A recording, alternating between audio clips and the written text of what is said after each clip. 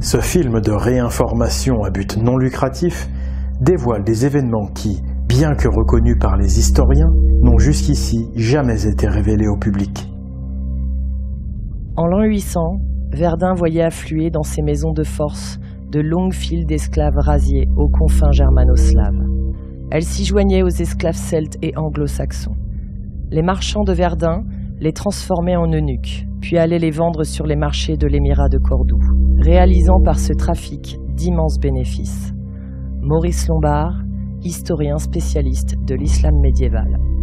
Les marchands voyagent d'Occident en Orient. Ils parlent toutes les langues. Ils apportent d'Occident des eunuques, des esclaves femelles, des garçons. Ibn Khordad Bey, historien et géographe musulman. Ces castrats sont exportés d'Espagne dans tous les autres pays du monde musulman. Ibrahim al-Karawi. Les femmes blondes au teint clair étaient très prisées. On les appelait Francia. Alexandre Skirda, historien. Heureusement, cette traite des esclaves suscita une réaction. Ce fut là l'origine du phénomène viking.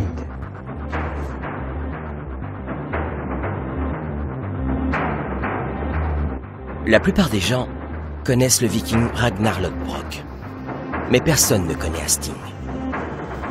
Pourtant, Hasting fut au Moyen-Âge le plus grand viking de l'histoire. Il était plus illustre que Ragnar Lodbrok. Cependant, Hasting n'était pas scandinave. Il était franc, ou plutôt gaulois. Il est né en l'an 810 à Trocco, un village situé près de Sens, dans un pays qu'on appelait encore la Gaule.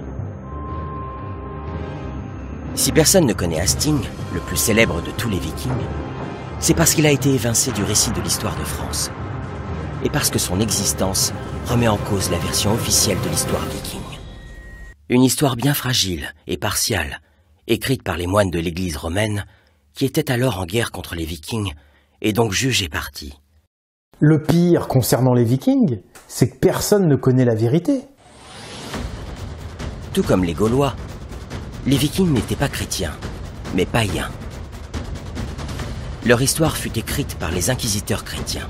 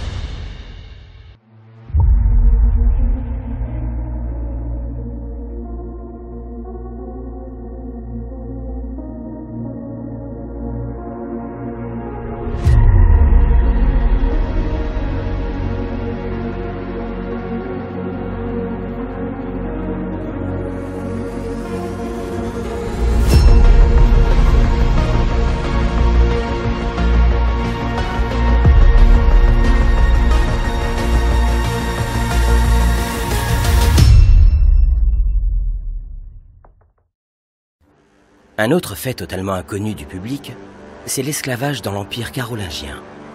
Il existait en effet une traite d'esclaves blancs au 8e et au 9e siècle.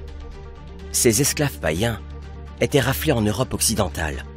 Ils transitaient par la France avant d'être revendus en Espagne aux Émirats de Cordoue. Tous les documents qui attestent de l'existence de cette traite sont connus. C'est pourquoi les historiens officiels reconnaissent que l'Empire chrétien carolingien et l'Empire islamique ont pratiqué ensemble la traite des esclaves païens. Mais étrangement, on ne l'enseigne pas à l'école. Il règne autour du sujet une certaine omerta. Dans les ouvrages spécialisés destinés aux étudiants universitaires, il n'y a rien, même pas une note marginale en bas de page, pour faire savoir aux lecteurs qu'en fait, l'esclavage et la traite d'esclaves européens se pratiquait aussi en Europe, où des Européens vendaient d'autres Européens. Ces faits ne sont jamais évoqués au programme d'histoire. On ne les retrouve pas dans les revues spécialisées. Les livres sur le sujet sont d'ailleurs extrêmement rares. À une époque comme la nôtre, où l'esclavage est fortement réprimé, on continue d'ignorer ce chapitre, pourtant majeur, de l'histoire européenne. Un certain nombre de questions s'invitent alors dans notre esprit. Pourquoi vouloir occulter aujourd'hui encore cette traite des païens? Quels faits essentiels l'Église chrétienne a-t-elle voulu effacer, en menant l'Inquisition pendant des siècles? Pourquoi les Vikings attaquaient-ils les moines et les églises chrétiennes? Et enfin, pourquoi ce silence autour du Viking Hasting, alors que l'on crée des séries télévisées à la gloire de Ragnar?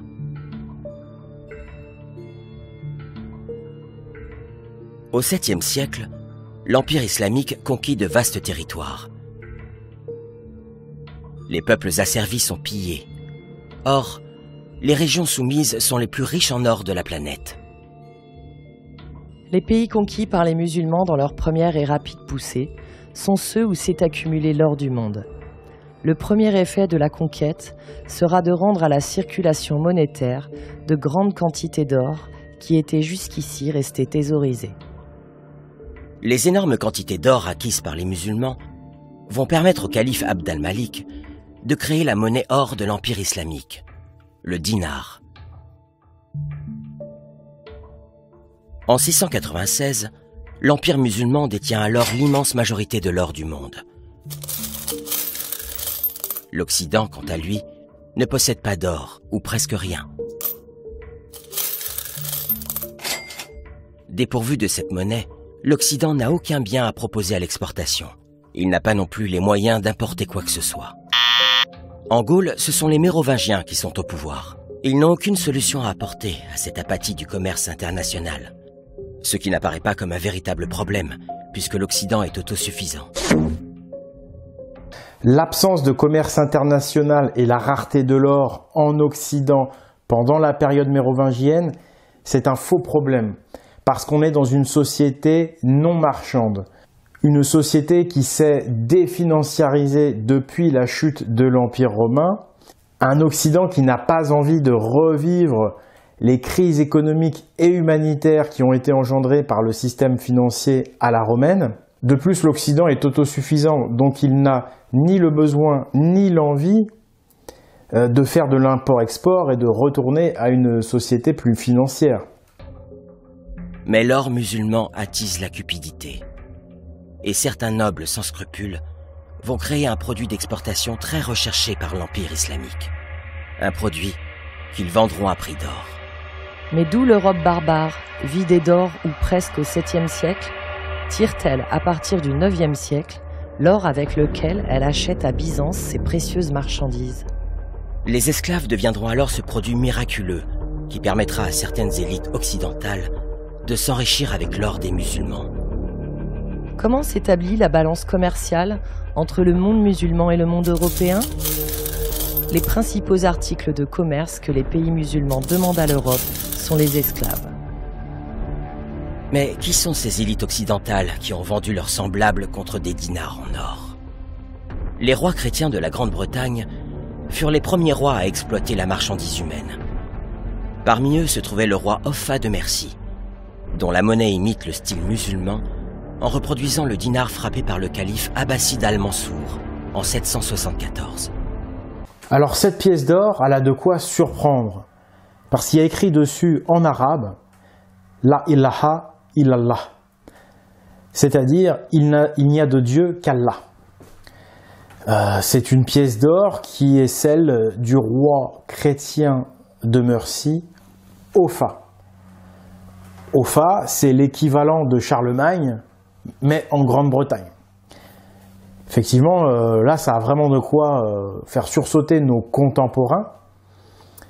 Mais en fait, c'est simplement parce que nos contemporains connaissent très mal les religions islamiques et chrétiennes. En fait, ce sont deux religions sœurs. Et là, que ce roi chrétien de Grande-Bretagne écrive sur sa pièce d'or il n'y a de Dieu qu'Allah, ce qui se traduit par il n'y a de Dieu que Dieu, en fait, il respecte le dogme chrétien, puisque les chrétiens reconnaissent qu'il n'y a qu'un seul Dieu également. Donc après, c'est simplement, est-ce qu'on l'écrit en arabe ou est-ce qu'on l'écrit en français? Les chrétiens et les musulmans reconnaissent le même Dieu, les mêmes prophètes, Abraham notamment, ils reconnaissent le même lieu saint, Jérusalem. Muhammad est le sceau des prophètes. Avant lui, il y a eu Abraham, le père fondateur des 3 religions monothéistes, et Jésus, le sauveur. Et puis il y a quand même ce fameux ange Gabriel, tout droit sorti de la Bible, qui est l'ange qui va susciter Jésus, mais c'est également l'ange qui va susciter l'islam. L'archange Gabriel lui transmet un message divin. Cette révélation marque la naissance de l'islam.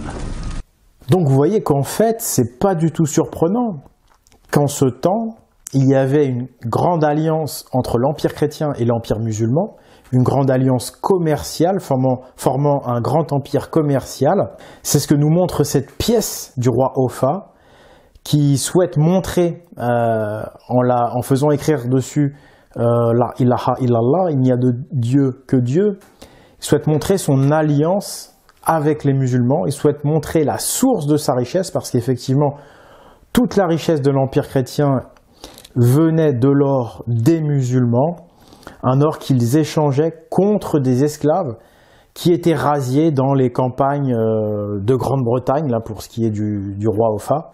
Donc évidemment, c'était un commerce tout à fait honteux, abominable, et c'est pour ça qu'après coup, les historiens chrétiens ont tout fait pour cacher tout ça. Et c'est pour ça qu'aujourd'hui encore, on ignore cette traite, et qu'on ignore en fait toutes les connivences qui existent entre ces deux religions, islam et christianisme. Mais ces deux religions sont bel et bien alliées et sœurs. En Gaule, ce sont les Carolingiens qui vont s'enrichir avec leurs musulmans. C'est dans l'Empire carolingien que le travail de l'or va se développer. C'est avec de l'or arabe qu'était décorée la châsse de Saint-Vaast. Les rois francs, les Carolingiens plus exactement, ils avaient exactement la même politique chrétienne que les rois de Grande-Bretagne, puisque c'était la politique de l'Église de Rome, c'est-à-dire une politique arabophile, islamophile, puisque c'était l'or musulman qui finançait le développement de l'Empire chrétien. C'est au cours du 8e siècle, en Gaule, que la dynastie carolingienne va renverser celle des Mérovingiens.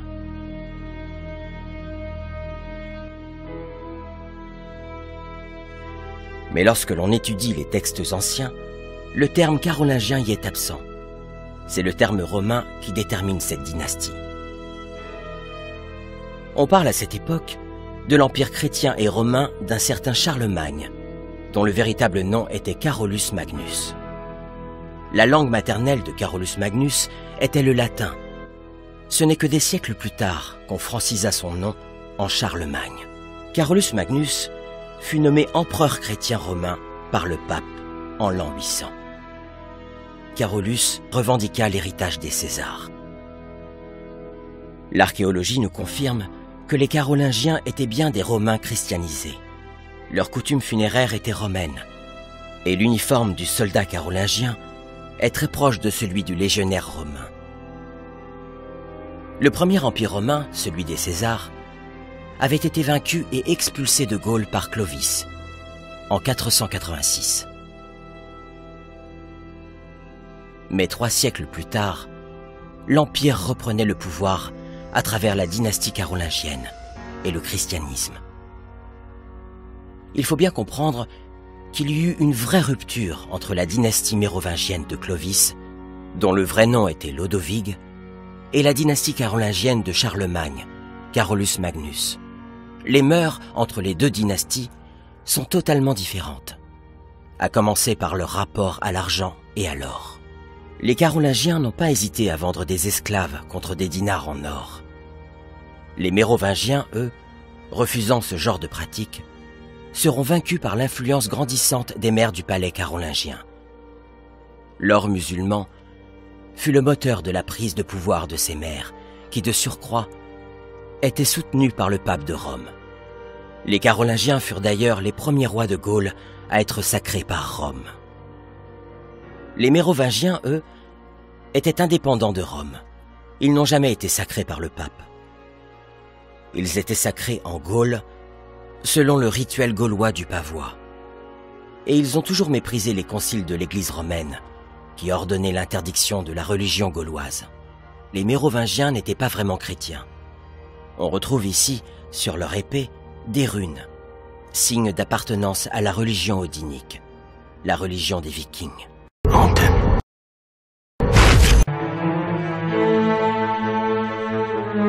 Sur l'épée, en fait, sur le pommeau, en fait, on a ici une inscription donc qu'on retrouve ici évidemment sur l'original en écriture runique. Alors sur les Mérovingiens, il y a les artefacts archéologiques qui racontent toute autre chose que les textes historiques. Bon, les textes historiques, c'est vrai qu'ils ont été écrits par des historiens chrétiens, donc ils sont pas du tout impartials. Et si on regarde que les artefacts et qu'on fait abstraction de ces textes, on est en droit de penser que les Mérovingiens étaient odiniques, ou païens, si vous préférez. C'est vrai qu'en plus, ils étaient en conflit avec Rome, qu'ils avaient des coutumes païennes, comme le pavois, qu'ils n'ont jamais été sacrés par l'Église de Rome. Or, à l'origine, la famille du viking gaulois Hasting était elle aussi de religion odinique. Mais lorsque Hasting est né en 810, la Gaule était sous la domination de l'Empire carolingien et le christianisme était obligatoire. Bien loin de la caricature faite dans la série Viking, qui ne fait que reprendre l'histoire mensongère rédigée par les moines chrétiens, il semblerait qu'en réalité, les invasions vikings aient été motivées par un but beaucoup plus noble. Mais reconstituer l'histoire viking est extrêmement difficile pour un historien, car les seuls textes dont nous disposons sont biaisés, rédigés par le camp ennemi des Vikings, l'Église romaine, cette institution qui du XIIIe au XVIIe siècle refaçonna l'histoire de l'Occident et brûla tous les livres dérangeants, ce que les historiens appellent l'Inquisition. Que l'histoire ait été réécrite par les inquisiteurs chrétiens est aujourd'hui un fait avéré. Pourtant, le grand public ne sait toujours pas la vérité sur les Vikings. Ne pas connaître Hasting, considéré au Moyen-Âge comme le plus grand viking de tous les temps, en est une preuve accablante. Ce personnage historique est en réalité une figure incontournable. De tous les chefs normands, les Vikings, qui envahirent la Gaule au IXe siècle, le plus célèbre fut incontestablement Hasting, Dudon de Saint-Quentin, historien médiéval. Salut à tous, je suis à Tranco dans la rue d'Hasting, comme vous pouvez le voir ici. La rue d'Hasting, donc, elle a été nommée comme cela en mémoire donc, du viking nommé Hasting, qui est né donc, dans ce village il y a plus de 1000 ans. En fait, c'était un des plus grands vikings. On peut le comparer largement même à Ragnar Lodbrok. Voici ce qu'en disait le moine Raoul Glaber. Un homme nommé Hasting naquit un peu plus tard, en 810, d'une pauvre famille de paysans dans la région de Troyes, dans le village de Tranco. C'était un jeune homme robuste et d'une âme perverse. Rejetant par orgueil la destinée de ses pauvres parents, il choisit de vivre en exil. Se rendant secrètement auprès des Normands, c'est-à-dire les Vikings, il choisit de se joindre à ceux d'entre eux qui, vouant leur vie au pillage, procuraient aux autres de quoi vivre. Hasting se consacra quelque temps à cette exécrable activité, d'autant plus éminent parmi ses abominables compagnons qu'il était le plus effroyable de par ses actions, et il devint peu à peu le premier d'entre eux par sa puissance et ses richesses, si bien qu'ils le reconnurent comme leur souverain, sur mer comme sur terre. Raoul Glaber, historien médiéval, Histoire en 1040. Hasting, le petit natif de Bourgogne-Champagne, est devenu l'égal de Ragnar Lodbrok, qui lui venait du nord, de Scandinavie. Donc voilà, Hasting, viking français, viking gaulois plus exactement, c'est du lourd. Sous les Mérovingiens, la Gaule était laïque et indépendante de Rome. Mais lorsque les Carolingiens prirent le pouvoir, ils prononcèrent des capitulaires pour interdire toutes les célébrations laïques et païennes. Le christianisme devint alors la religion obligatoire dans tout le pays. C'est en 742 que le fils de Charles Martel, Carloman, proclama l'évangélisation forcée des régions gauloises restées païennes. Le capitulaire de Carloman réforma totalement la société gauloise. Toutes les pratiques non chrétiennes furent interdites et tous les sièges épiscopaux furent donnés au clergé romain. Même si certaines régions gauloises étaient laïques, le christianisme fut imposé partout par la force. Si le christianisme fut imposé avec tant de véhémence, c'est qu'il légitimait les inégalités inhérentes au système de caste romain. Une nouvelle structure sociale est en train de se fixer, caractérisée par les 3 ordres. Ceux qui prient, ceux qui combattent et ceux qui labourent. L'Église, la noblesse et la masse des serfs. Les serfs n'étaient pas libres. Le servage était une sorte de demi-esclavage. Le système romain chrétien donnait un certain nombre de privilèges aux nobles et au clergé, comme celui de la propriété. Avec ce système, le peuple n'avait ni droit à la propriété, ni à la liberté. Convertir un paysan au christianisme signifiait l'exproprier de ses terres et en faire le serviteur de son seigneur. Alors que le païen était libre, le serf chrétien, lui, devint une ressource humaine attachée à la terre. Puis, en 789, c'est Charlemagne qui prononça de nouvelles mesures liberticides. Toute personne refusant le baptême chrétien sera condamnée à mort. Toute personne s'adonnant à des rites païens sera condamnée à mort. Interdiction de tenir des réunions, quelles qu'elles soient, sous peine de mort. Tout ce qui était laïque fut interdit. Plus aucune réunion publique n'était permise en dehors de la messe chrétienne. Il promulgua également la destruction sans délai de tous les temples païens. Même tous les menhirs et tous les dolmens devaient être détruits ou recouverts de terre. Il créait de véritables collines artificielles par-dessus chaque monument et à son sommet, il créait parfois une chapelle. René Jedon, professeur universitaire, président de la Société historique de Saint-Malo. Ces fameux tumuli, ces tertres, ces petits monticules de terre, ce serait en fait le résultat d'une volonté chrétienne de cacher les temples païens originaux. Donc à l'origine, il y aurait eu des temples païens en pierre, que voilà, l'Église chrétienne avait donné pour consigne de détruire tous les temples païens, ou alors de les recouvrir de terre, donc de les cacher, ou alors, dernière option, de les transformer en Église chrétienne. Les Romains de Carolus Magnus imposèrent un christianisme totalitaire et menèrent une véritable inquisition liberticide. Les Gaulois, condamnés à mort parce qu'ils refusaient ces mesures, étaient le plus souvent déportés en esclavage, soit dans les camps de travaux forcés appartenant au clergé ou aux Carolingiens, soit vers le Émirat d'Espagne et l'Empire islamique. Dans la seconde moitié du 8e siècle, on pouvait, en plein cœur de la Gaule, perdre la liberté. La traite des esclaves européens était en plein essor, une traite très lucrative, raison même de l'enrichissement et de la montée en puissance de l'Empire romain chrétien. Les caisses carolingiennes étaient remplies de dinars en or, des dinars qu'ils avaient obtenus en échange d'esclaves. La plus grande partie du commerce vers l'Orient était le trafic des esclaves. La traite des esclaves s'est accélérée au 8e siècle. Nous savons que les marchands de Verdun faisaient la traite des esclaves avec l'Espagne musulmane. Ces esclaves étaient rasiés dans le nord-est de l'Europe. Édouard Perrois. Par la Meuse ont transité les esclaves celtes et anglo-saxons à destination du grand centre de redistribution de Verdun. La richesse de l'Empire romain, qu'il soit césarien ou chrétien, a toujours reposé sur l'esclavagisme. Et l'arrivée du christianisme n'a pas changé grand-chose à cela. Il faut dire que le trafic d'êtres humains n'était pas interdit par l'Église chrétienne. Au contraire, cette dernière achetait elle-même des esclaves pour son propre service. La vie de Saint-Bon souligne l'importance du commerce des esclaves à Marseille. On y trouvait notamment des Angles. Le pape Grégoire en faisait acheter pour être envoyé à Rome. Mais seuls les païens étaient mis en esclavage, car l'Église protégeait les chrétiens.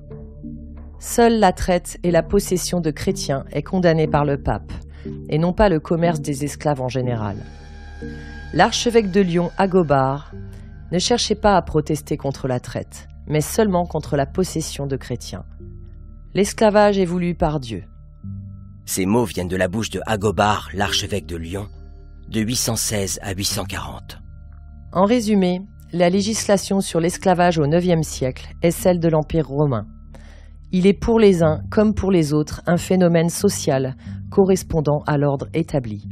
La Gaule du 8e siècle était administrée par les maires du palais carolingien, dont toute la réussite économique provenait des bénéfices tirés de la traite.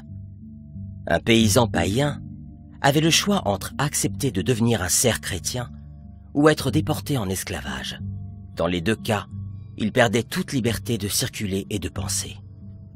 Le commerce des esclaves païens venait alimenter le marché aux esclaves entre l'Empire chrétien et l'Empire islamique. À la fin du 8e siècle, les esclaves étaient l'article d'exportation le plus important de l'Occident vers le monde islamique. Les marchands pouvaient embarquer leurs captifs vers l'Espagne musulmane, soit à Arles, soit à Narbonne. À Arles, ce trafic remontait certainement au 8e siècle, car il y affluait déjà la monnaie musulmane. Au concile de Meaux, en 845, il est question d'esclavagistes chrétiens et hébreux, originaires de la Gaule, qui traversent le pays pour aller vendre des esclaves païens aux musulmans.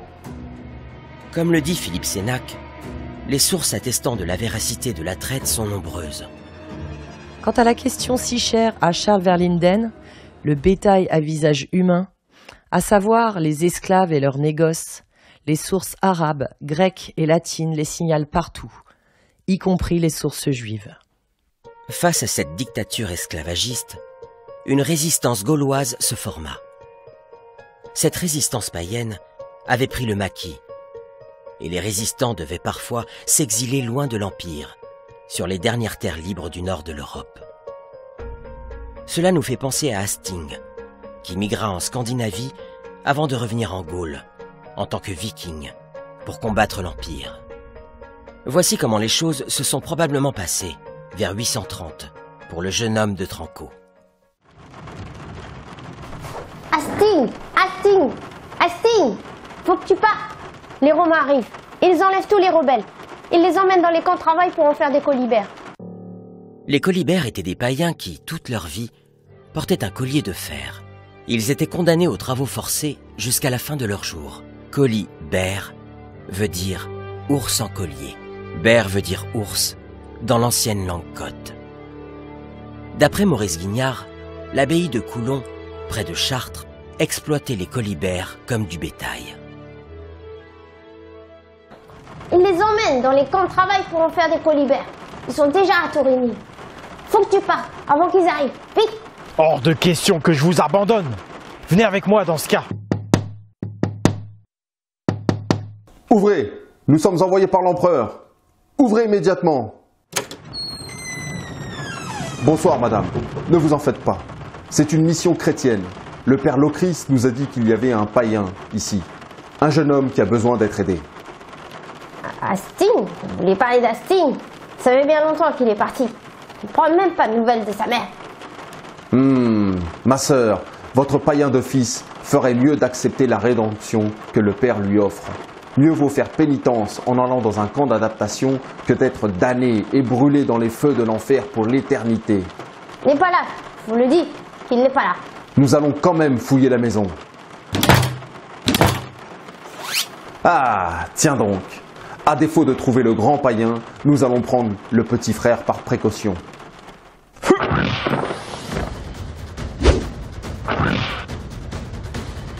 Je reviendrai avec les Vikings. Je te le promets, maman.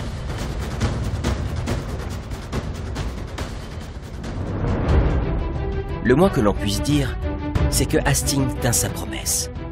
Même les régions les plus reculées furent victimes des assauts d'Hasting. Il se jeta sur les Gaules avec tout le peuple soumis à son pouvoir, animé par l'affreux désir de revoir sa famille et son pays natal. Les serfs fugitifs comme Hasting risquaient la peine maximale. Pour eux, la seule devise qui valait, c'était devenir un viking ou mourir. Ils furent nombreux à prendre ce risque. Les esclaves fugitifs étaient nombreux dans les armées barbares. En prenant les armes, ils avaient évidemment gagné la liberté. Ce sont les Romains et les chrétiens qui appelaient les Vikings les barbares. Mais en réalité, la valeur morale des soi-disant barbares était supérieure à celle des Romains. Ils apportaient dans leurs invasions des principes de fierté, d'égalité, d'honneur, qu'ignorait l'antique Rome et qui étaient le fruit de l'enseignement d'Odin. Les barbares odiniques, eux, par exemple, n'admettaient point les esclaves. Marc Saunier, Les origines secrètes de la guerre. Face aux persécutions des esclavagistes christo-romains, la Scandinavie représentait l'Eldorado pour les résistants odiniques en fuite, car tout le reste de l'Europe occidentale avait été christianisé. Les Vikings attribuaient aux ecclésiastiques la destruction de leurs idoles et toutes les violences de Charlemagne, qui les avait obligés les uns après les autres à se réfugier dans le nord. Montesquieu. Mais en l'an 742, lors du début des persécutions contre les Gaulois, le premier Eldorado fut d'abord la Saxe, au sud de la Scandinavie. À cette époque, la Saxe n'était en effet pas encore sous la domination de l'Empire christo-romain. Elle faisait figure de lieu de refuge pour les païens qui refusaient la christianisation. Mais en l'an 772, le projet de colonisation de ce territoire par Carolus Magnus entraîna une guerre sanglante entre chrétiens et odiniques. Cette guerre dura 30 ans. Ce n'était pas la guerre d'un État contre un autre, car à la suite des premiers combats, la majorité des élites saxonnes vont se soumettre à la proposition de Charlemagne d'intégrer l'Empire. Ces élites tiraient un énorme bénéfice du système christo-romain au détriment du peuple. Dès 774, seul le petit roi Widukind résiste encore à l'Empire de Charlemagne. Il prend alors la tête de la résistance païenne. Malgré son infériorité logistique, Widukind, dont le nom signifie « enfant d'Odin », résiste fort bien au puissant empire chrétien. Carolus Magnus se trouvant en échec, ce dernier va s'en prendre à la population civile, se moquant des lois de la guerre. Le cas de Charlemagne est symptomatique. Pour vaincre et soumettre les païens, il invente la terreur systématique contre les populations civiles. Vieillards, femmes et enfants sont tous responsables. Le pays est mis à feu et à sang. Ce ne sont plus seulement des raids, mais une véritable campagne d'épouvante prolongée qui ne respecte même pas la trêve hivernale. Il fait publier un capitulaire en 785. Le moindre manquement à l'obéissance est passible de mort. Le fait de porter des armes ou de ne pas assister à la messe. Le christianisme était évidemment obligatoire sous peine de mort. C'est au cours de cette évangélisation forcée de la Saxe que l'on retrouve l'événement clé qui va déclencher le phénomène viking, le génocide de Verden. Rompant avec tous les principes guerriers qui pouvaient encore exister en ce temps, Charlemagne fait kidnapper en pleine nuit une tribu entière. Tous les hommes, les vieillards, les femmes et les enfants sont alors emmenés dans une clairière, la clairière de Zarzenhain.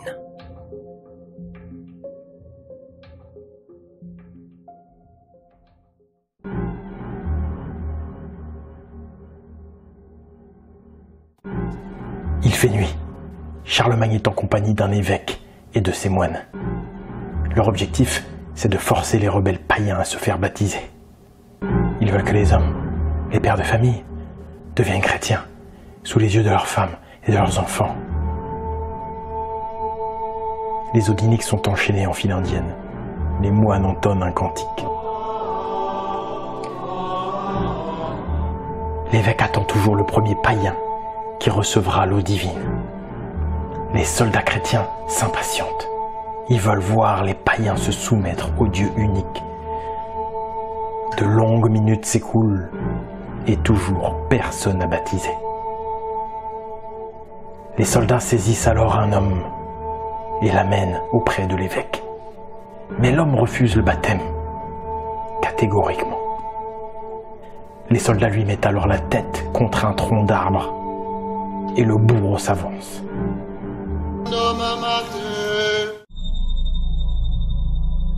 L'évêque lui fait signe. Au nom du Père la tête de l'effronté tombe. C'est alors qu'un païen s'écrie. Bière! En ce moment, il est en route pour le banquet d'Odin, au Valhalla! Les soldats mènent alors un second païen, Au nom du Fils, puis un autre, au nom du Saint-Esprit, et une troisième tête tombe dans l'herbe haute qui s'en perle de grosses gouttes rouges. Nous resterons fidèles au Dieu de nos ancêtres! Déçus, les moines et Charlemagne se réunissent. Ils n'auront personne à baptiser ce soir. au nom du Père, La besogne du bourreau continua jusqu'au lever du jour. Ces 4500 têtes de païens qui roulèrent aux pieds de l'évêque. Mais aucun nouveau chrétien. Les femmes et les enfants furent déportés en Gaule dans la région de Chartres et du Mans pour servir d'esclaves à la noblesse et au clergé chrétien. On ne sait pas combien d'autres opérations de ce type ont été menées par Carolus Magnus. Ce génocide de Verdun, il a eu lieu en 782, mais la Saxe n'a été entièrement soumise que 15 ans plus tard. En tout cas, ce qu'on sait, c'est qu'à partir de ce moment-là, il y a eu de plus en plus de païens de Saxe qui se sont réfugiés en Scandinavie. La colonisation de la Saxe par l'Empire christo-romain entraîna deux phénomènes. D'abord, la déportation massive de païens qui étaient revendus aux Émirats. Les Saxons furent victimes de massacres et de la traite par les Francs jusqu'à leur christianisation. En fait d'exportation, l'Europe n'avait guère à offrir que des esclaves en provenance d'Allemagne. Georges Fradier. Et une migration massive des résistants odiniques vers la Scandinavie, principalement au Danemark. Les réfugiés odiniques sont bien accueillis par les Scandinaves, qui sont également de religion odinique. Les réfugiés raconteront les horreurs réalisées par l'Empire christo-romain et appelleront à la vengeance, alertant les Scandinaves du danger qui les menace. Réfugiés païens et Scandinaves vont alors réagir. C'est le début du phénomène viking. Les premiers raids vengeurs contre l'empire esclavagiste chrétien s'enchaînent. Dès 789, c'est l'île de Portland.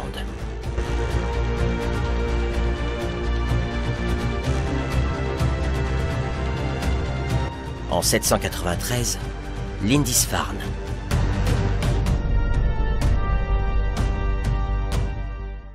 Pourquoi les Vikings ont commencé en attaquant Portland puis Lindisfarne? Tout simplement parce que Lindisfarne, c'était un lieu lié à la traite. Il suffit de lire Maurice Lombard pour comprendre que l'Empire chrétien rasiait des païens en Écosse, donc au nord de la Grande-Bretagne, tout près de Lindisfarne, et qu'ensuite ces païens étaient acheminés par la mer du Nord jusqu'à la Meuse pour qu'ils atterrissent à Verdun, les maisons de force dans lesquelles on les castrait, etc. Et en 799, Noirmoutier. Le phénomène viking n'est que la contre-attaque des résistants odiniques. Charlemagne affichait clairement sa volonté d'expansion de l'Empire vers la Scandinavie, à commencer par le Danemark. Les Odiniques étant dos au mur, le roi Godfred décida de contre-attaquer. Et c'est fort de 200 navires qu'il pilla la Frise et menaça Aix-la-Chapelle, capitale symbolique de l'Empire de Charlemagne. Le roi Godfred fut assassiné peu de temps après, en 810. Mais son action n'avait pas été vaine. Il avait sonné le corps de la révolte contre l'Empire. Et avec le saxon Widukind, il avait lancé le phénomène viking. Les premiers coups de force des Vikings ont été rapportés. La rumeur d'une résistance odinique enfla et contamina toute l'Europe. Pour beaucoup de serfs, l'espoir de pouvoir retrouver la liberté était né. Parmi les premiers Vikings, il y avait des Scandinaves et tous les réfugiés païens venus de Saxe. Mais dans un second temps, ils purent compter sur des résistants de toute l'Europe. On trouva également de nombreux rebelles parmi les enfants nés serfs et chrétiens. La liberté ou la mort, devenir un viking ou mourir, telle était la devise de Hastings, né en 810, sous domination chrétienne. Hasting était un cerf attaché à la terre de son seigneur. Mais il décida de changer son destin en devenant un fugitif.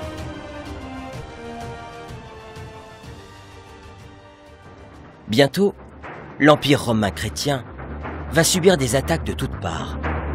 Ce fut ce que les moines romains nommèrent le fléau des païens. Il me semble nécessaire de rappeler les malheurs successifs qui frappèrent le monde romain sous les rois cités plus haut, les Carolingiens.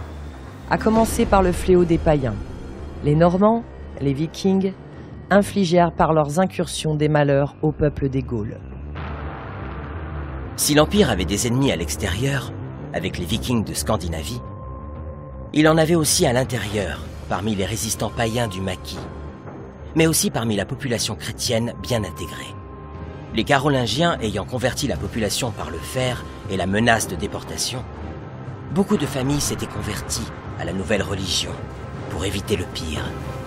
Mais elles étaient restées secrètement païennes et avaient continué de transmettre secrètement à leurs enfants les principes odiniques de liberté et d'égalité. Ces familles d'apparence chrétienne étaient prêtes à entrer en dissidence, attendant simplement l'arrivée des Vikings. Cette hypothèse est renforcée par la prise de Nantes.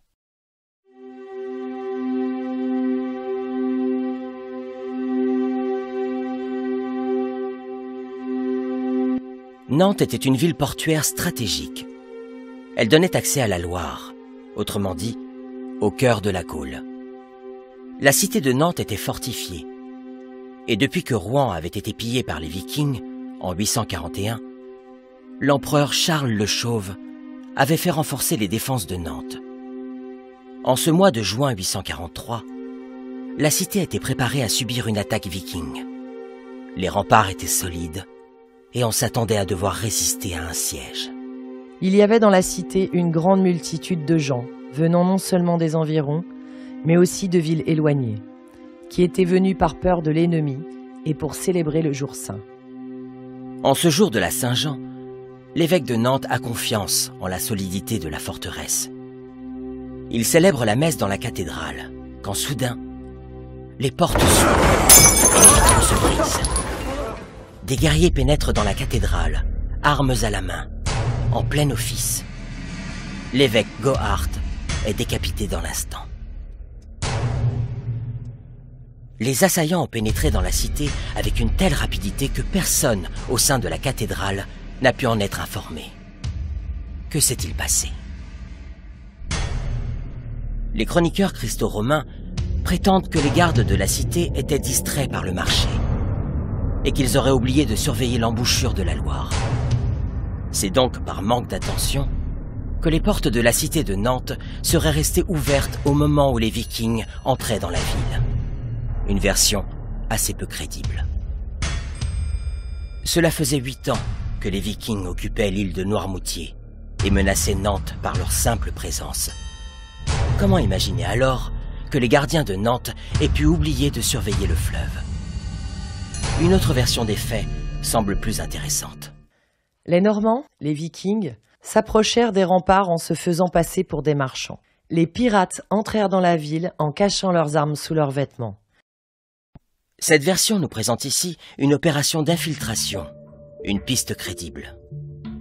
Ce qu'il est beaucoup moins, cependant, c'est d'imaginer que les Vikings aient pu réussir à rentrer avec des armes en se faisant passer pour de simples commerçants. Car les gardes de la cité de Nantes n'auraient jamais laissé passer des marchands étrangers sans les fouiller au préalable. Rappelons ici que nous sommes en période de guerre et que les Vikings occupent Noirmoutier. Les gardes sont donc en vigilance extrême.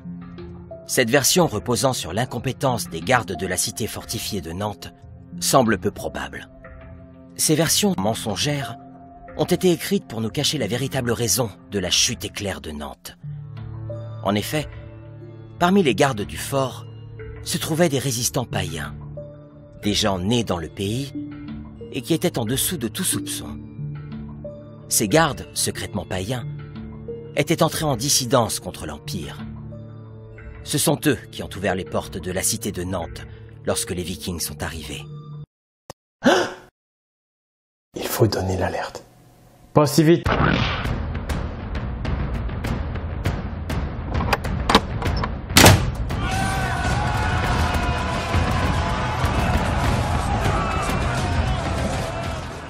La ville a été prise par les Vikings avant la fin de la messe, grâce à l'aide de certains gardes nantais, qui étaient des infiltrés odiniques.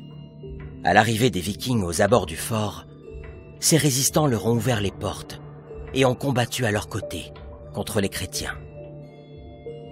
Les murailles financées à coups de dinars en or n'avaient finalement servi à rien. Les Vikings étaient entrés dans Nantes avec une facilité déconcertante. On comprend donc pourquoi les moines ont caché tous ces faits.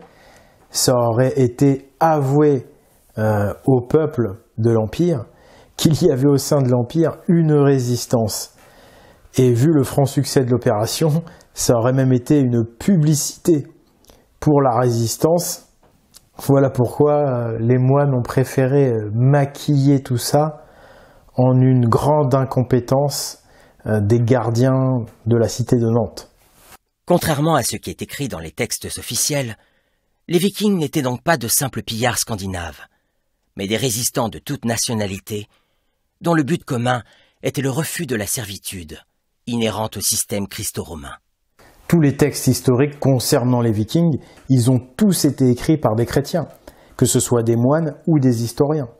Donc tous ces textes sont biaisés.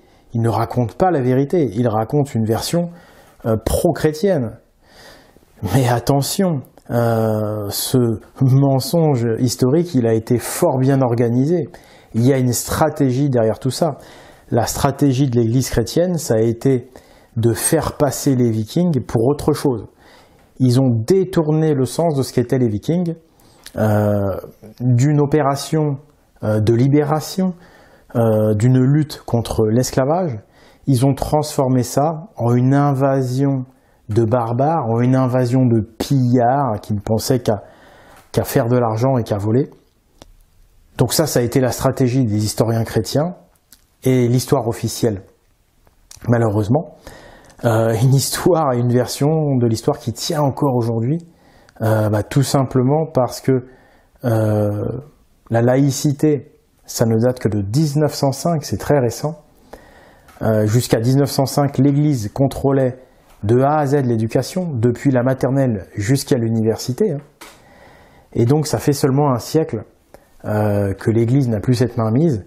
Et on va dire qu'en un siècle, ils ont réussi à garder suffisamment d'influence sur les institutions laïques pour maintenir cette version qui est à leur avantage. L'explication de la disparition totale de notre épopée païenne continentale se trouve dans la censure impitoyable de l'Église chrétienne. En réalité, le camp odinique comptait beaucoup de philosophes et d'intellectuels. Ils étaient dans de nombreux domaines bien plus évolués que les christo-romains. L'épée Ulfbert en est la preuve. Cette épée forgée dans un acier de qualité incomparable avait 1000 ans d'avance.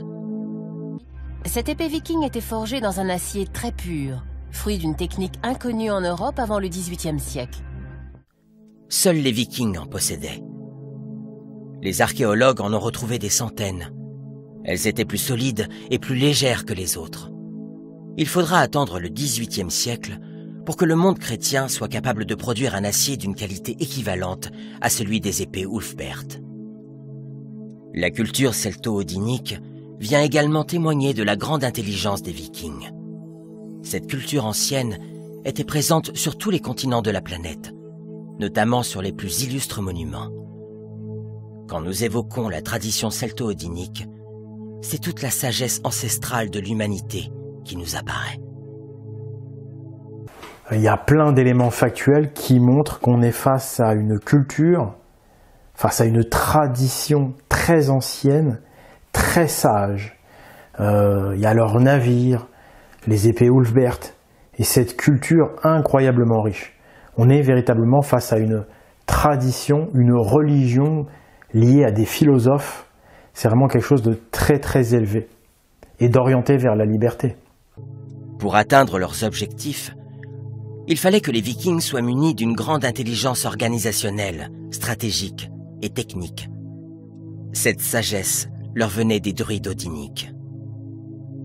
Mais il leur fallait aussi une puissance militaire suffisante pour reprendre des terres à l'Empire, ce qui implique un nombre d'hommes important. Or, l'histoire officielle nous dit que les Vikings étaient exclusivement des Scandinaves, ce qui n'est pas crédible, puisque la Scandinavie a toujours été sous-peuplée. La masse des Vikings présents à partir de 840 ne peut s'expliquer que par le ralliement d'autres Européens païens à la cause des Vikings. Les Scandinaves étaient bien trop peu nombreux pour conquérir autant de territoires. Chaque territoire que les Vikings ont conquis était généralement une région où il résidait une minorité de résistants païens, prêts à combattre aux côtés des Vikings. Voilà pourquoi les Vikings connaissaient parfaitement les lieux qu'ils attaquaient. Ils avaient des espions et des éclaireurs dans chaque pays. Dans le cadre de la stratégie de désinformation utilisée par les historiens chrétiens, ils ont décidé de faire passer les Vikings pour des gens exclusivement scandinaves. Ça leur a permis de masquer que, au sein même de l'Empire chrétien, il y avait beaucoup de protestations contre la dureté de ce système de servage. Ça a permis de masquer le fait que la majorité des Vikings, en fait, étaient des locaux, des paysans qui vivaient dans l'Empire chrétien et qui ont rejoint les Vikings lorsque ceux-ci ont débarqué. Ils ont masqué tout ce côté international, cette union sacrée que représentait la réaction viking. Et enfin, ça a permis à l'Église donc de couper tous les Européens non scandinaves de leur héritage viking. Pour ce petit reportage donc en Bourgogne-Champagne, on est entre les deux. On peut même voir juste à côté, alors là c'est très intéressant, la ville de Torigny encore une fois.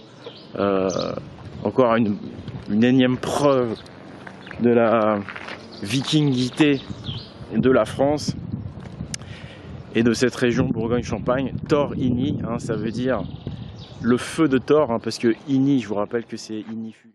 Dans cet héritage viking, il y a le dieu Thor. Thor, c'est le fils d'Odin, c'est le dieu justicier.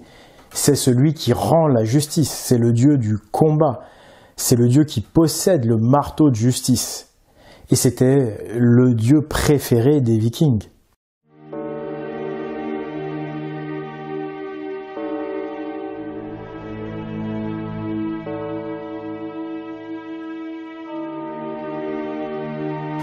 Alors en France, sur Thor, après une modeste recherche que je ne prétends pas terminer, j'ai retrouvé, avec l'aide d'un ami, environ 150 noms de villes et de villages qui proviennent du dieu Thor.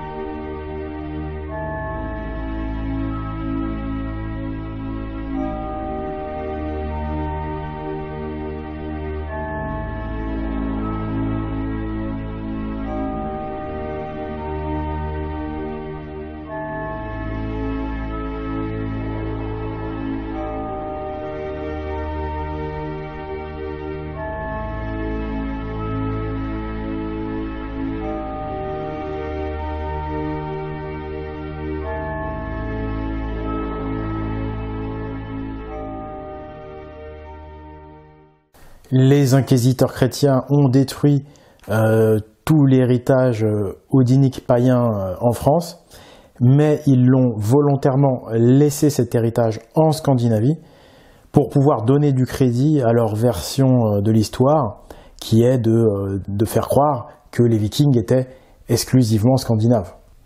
Mais là, manque de chance pour eux, les noms de villes et de villages, ils n'ont pas pu les effacer. En tous les cas, pas pu suffisamment les déformer apparemment. Et donc on retrouve quand même cet héritage viking à travers ces noms de villages. Entre autres, pour ceux qui ont suivi mes autres documentaires, ils ont vu qu'il y en a encore bien d'autres, des traces et des preuves. Une question nous interpelle alors. Pourquoi les Vikings sont-ils toujours appelés les Normands par les moines chrétiens et non pas les Vikings? Si le terme normand a été choisi par les moines chrétiens pour désigner les Vikings, c'est dans le cadre de la stratégie de désinformation qui veut faire passer les Vikings pour des Scandinaves exclusivement. Parce que le terme normand, ça veut dire homme du Nord. Donc en fait, quelque part, ça veut dire scandinave. Ensuite et surtout, le terme normand, on ne le retrouve que dans les textes chrétiens. Dans toutes les autres sources, les Vikings sont nommés différemment. Donc il apparaît assez logique que ce terme de Normand homme du Nord a été choisi, voilà, pour faire passer les Vikings pour des Scandinaves exclusivement. Et donc le nom d'origine de cette région viking, la région la plus viking d'Europe, ça a été la Normandie. Eh bien son nom d'origine, a priori, ça aurait été Vikland, Vikingland, pays des Vikings. Et ce qui me fait penser ça, c'est tout simplement cette carte ancienne, parmi les cartes anciennes qu'on trouve en Normandie. Ici on a une carte du Cotentin avec tous les noms de lieux en langue viking, et vous voyez, ça c'est le Vikland, voilà. Et donc Raoul Glaber, ce moine chrétien de Gaulle, qu'est-ce qu'il a fait lui? Comme il écrivait en Gaule pour les Gaulois, et qu'Hastings était extrêmement célèbre en Gaule, même un siècle plus tard, il ne pouvait pas masquer le fait qu'Hastings était gaulois, c'était pas possible. Donc dans le cadre de la stratégie de faire croire que les Vikings étaient scandinaves, exclusivement, il a prétendu qu'Hastings était un cas unique d'un Gaulois qui, voilà, aurait rejoint les Scandinaves et la Scandinavie, et que c'était dans un but de pillage qu'il a fait ça, le méchant Hastings, hein, comme il dit, l'âme perverse. Donc tout ça encore, c'est du détournement de la vérité. Tout ça pour masquer le fait que Hastings était un Gaulois parmi des milliers à devenir viking. Parce qu'il faut savoir que les autres historiens chrétiens qui mentionnent Hastings, soit en général ils ne mentionnent pas son origine, soit pour les historiens chrétiens scandinaves, ou en tout cas non gaulois, ils vont prétendre qu'il a une origine scandinave, pour voilà, le faire rentrer dans la case scandinave. Avant de revenir sur l'œuvre de Hastings et de ses Vikings, nous devons encore évoquer ce sujet douloureux de la traite. La puissance de l'Empire romain chrétien provenait du très lucratif système d'esclavage et de servage. La majorité de la population était condamnée à la servitude au profit de quelques privilégiés.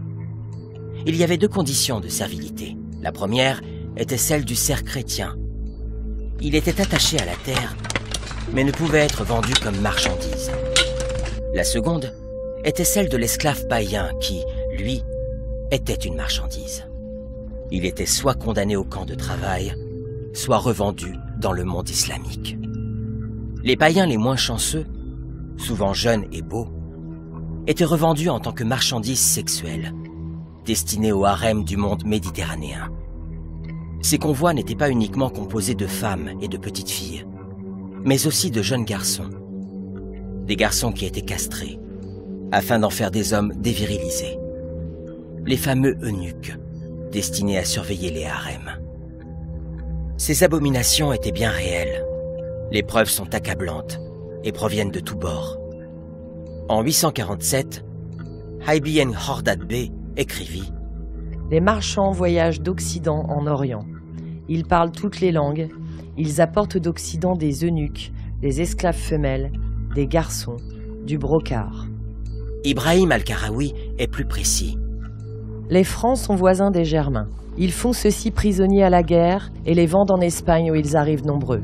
Ils sont châtrés par des Hébreux qui sont sous la protection des Francs et qui habitent l'Empire franc ou les territoires musulmans voisins. Ces castrats sont exportés d'Espagne dans tous les autres pays du monde musulman. C'était une véritable industrie de l'être humain. Celui-ci n'était pas seulement exploité, mais totalement humilié. Les animaux eux-mêmes n'étaient pas aussi maltraités. L'opération de castration ou de châtration était réalisée dans l'Empire carolingien dans des centres qui lui étaient spécialement dédiés. On castrait des esclaves pour en faire des eunuques destinés à l'exportation vers l'Espagne musulmane et aussi à destination de l'Orient musulman. Quelques centres de castration spécialisés, dont les manufactures d'eunuques installées à Verdun, ont fonctionné dans certains endroits de l'Europe. Verdun était le grand entrepôt, le centre de rassemblement et de castration où beaucoup d'esclaves étaient transformés en eunuques, avant d'être envoyés en Espagne. Lévi Provençal nous éclaire sur la destinée de ces eunuques. Ils étaient destinés à la garde des harems. Ils faisaient l'objet d'un commerce spécial de la part des marchands hébreux, qui avaient surtout en France, en particulier à Verdun, d'importantes manufactures d'eunuques. Malek Chebel nous éclaire sur les circonstances de l'opération.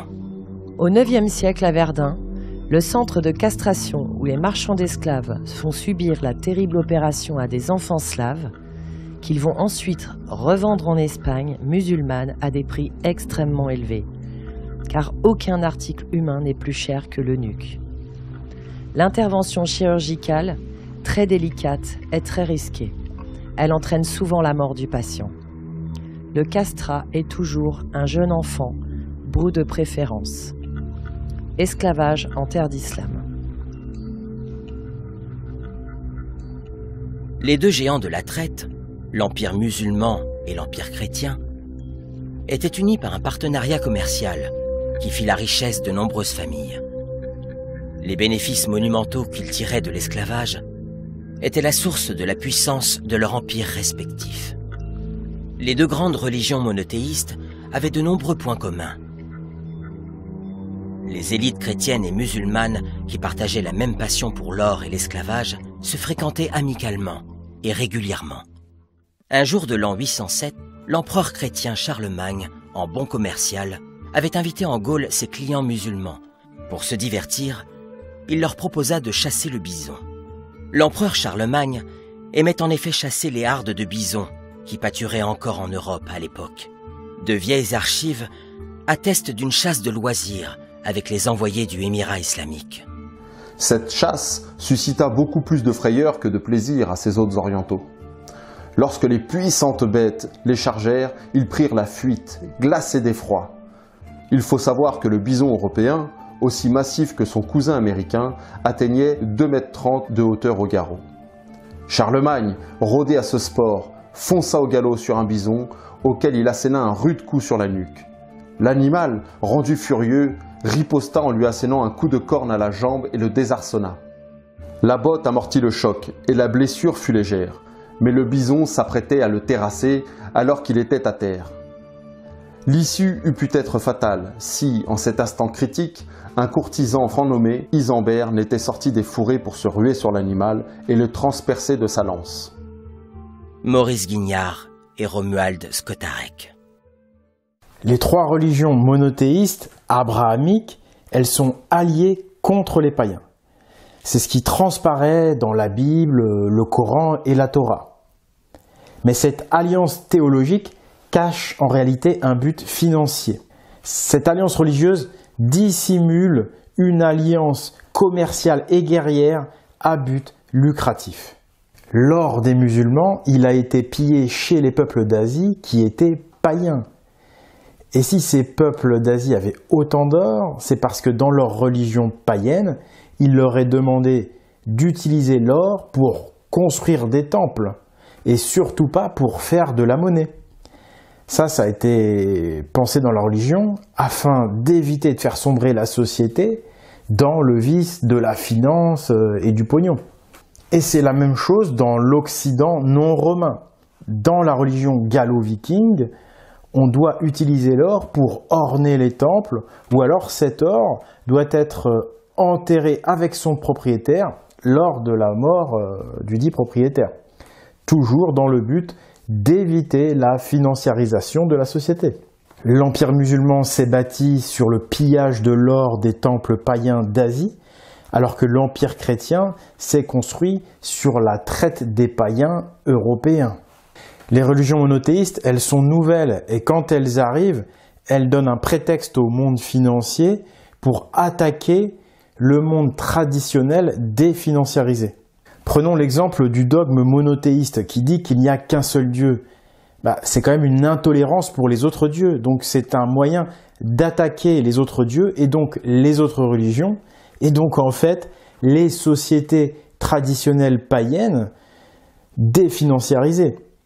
Au nom du Dieu unique, l'Empire chrétien et l'Empire islamique ont imposé une société financière envers et contre les sociétés traditionnelles qui paraissaient être plus morales et plus pacifiques. Les Carolingiens et l'Église romaine avaient de bonnes relations avec l'Empire islamique, au point de mettre en place une manufacture d'eunuques à Verdun.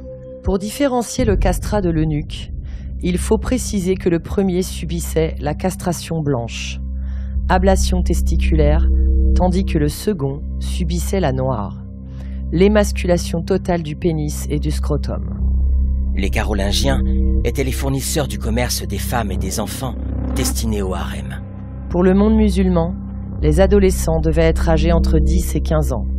Les castrats étaient destinés à une carrière militaire ou administrative et les eunuques au harem. Les survivants de l'opération, pour les castrats 1 sur 4 apparemment, et peut-être 1 sur 10 pour les eunuques, car ils valaient 10 fois plus cher.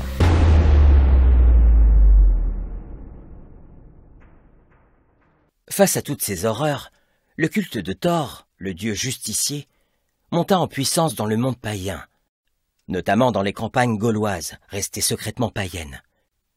Des campagnes traversées parfois par des caravanes d'esclaves païens. Les cerfs se galvaniseront alors, en se glissant dans l'oreille, les Vikings vont débarquer. Il faut que l'on soit prêt à rejoindre leur équipe. Thor, le dieu au marteau, va venir rendre la justice.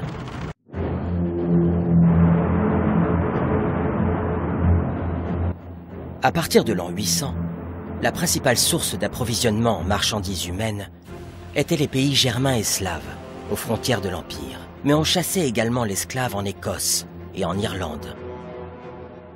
En gros, toutes les régions aux limites, aux frontières de l'Empire chrétien, c'était des régions de chasse pour les esclavagistes.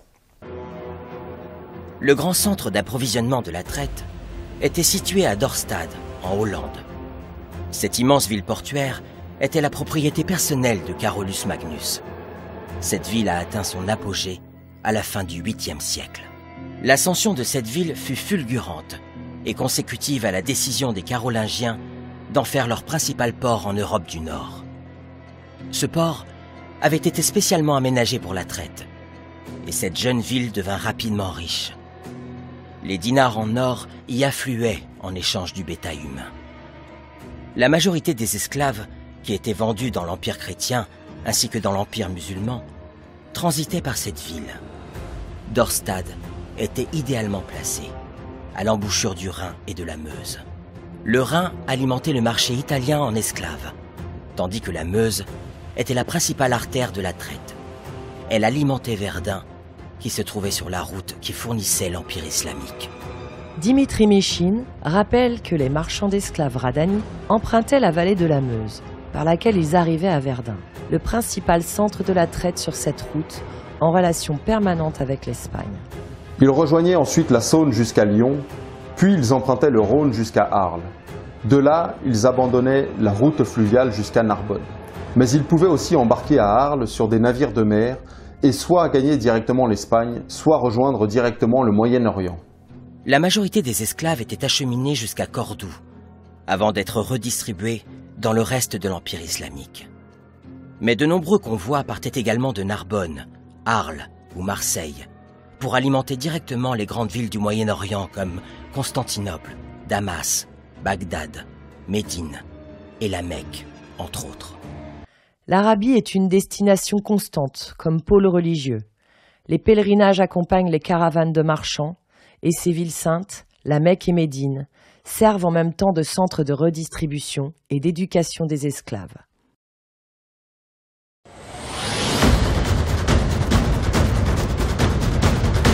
Mais l'origine de cette traite, le cœur de l'approvisionnement en esclaves, c'était Dorstad, en Europe du Nord.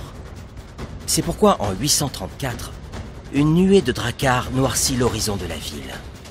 Les Vikings attaquent Dorstad.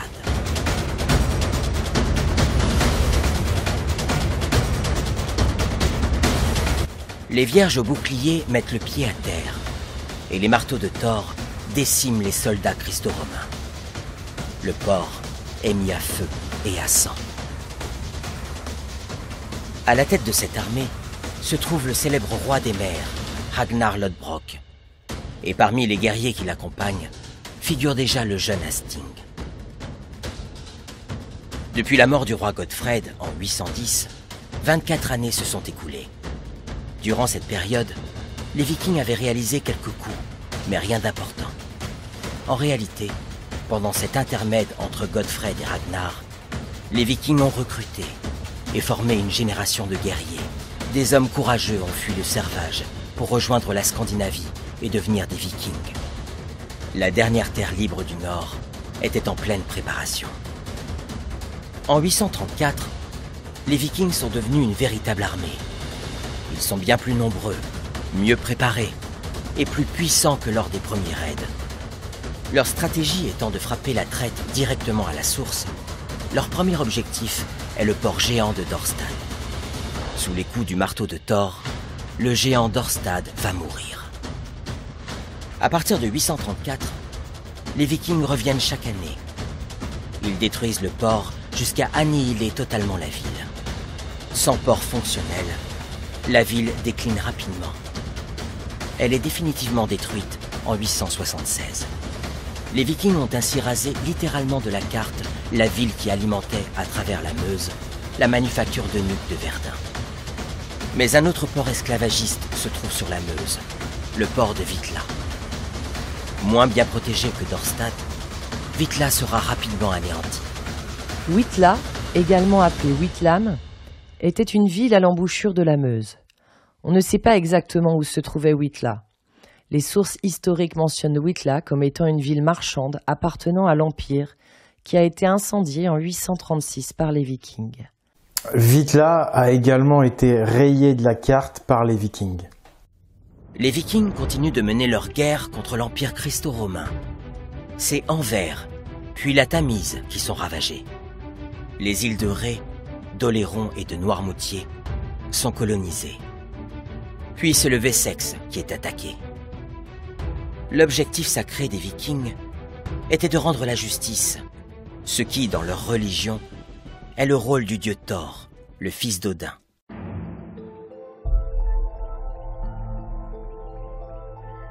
Thor possède le marteau de justice nommé Mjolnir. Or, ce marteau a influencé la culture démocratique occidentale. Le marteau de Thor représente l'arbre de justice traditionnel, mais aussi la balance et le marteau des juges des tribunaux modernes.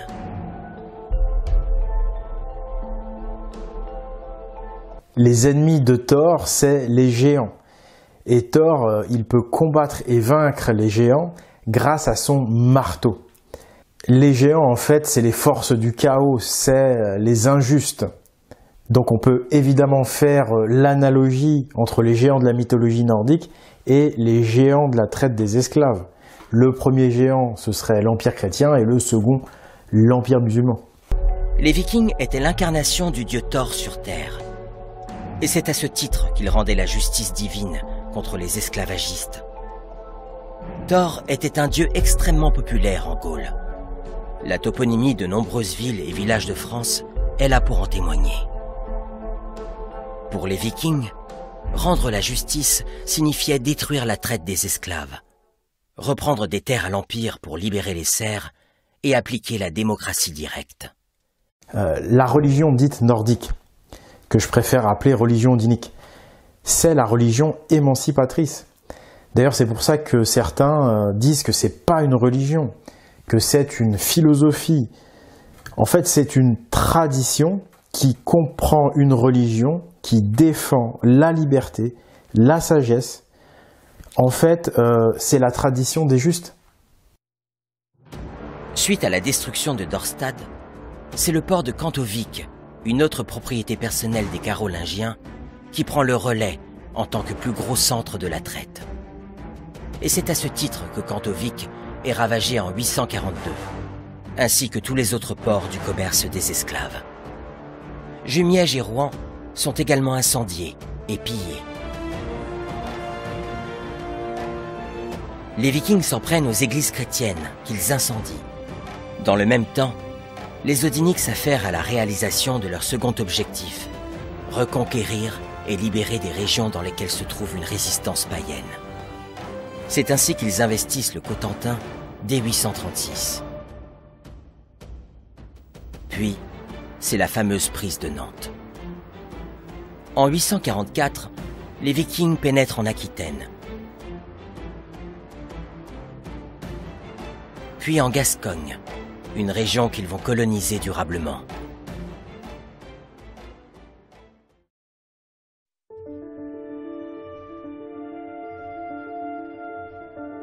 Concernant le jeune Hasting, on sait qu'il était dans l'entourage de Ragnar Lodbrok.